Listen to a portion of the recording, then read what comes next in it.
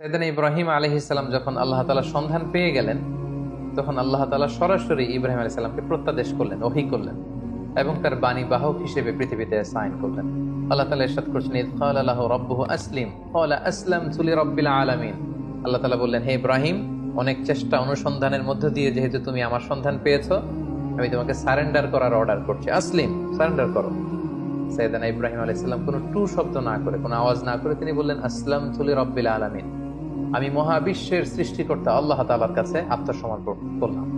আমার নিজের কোনো ইচ্ছা আর চলবে না। আমার আল্লাহ তাআলা আমাকে যেখানে পথ দেখান, যেটা অর্ডার করেন, যেটাই তিনি দিক নির্দেশনা দেন, আমি সেটাই করব। আমি কমপ্লিটলি সারেন্ডার করলাম।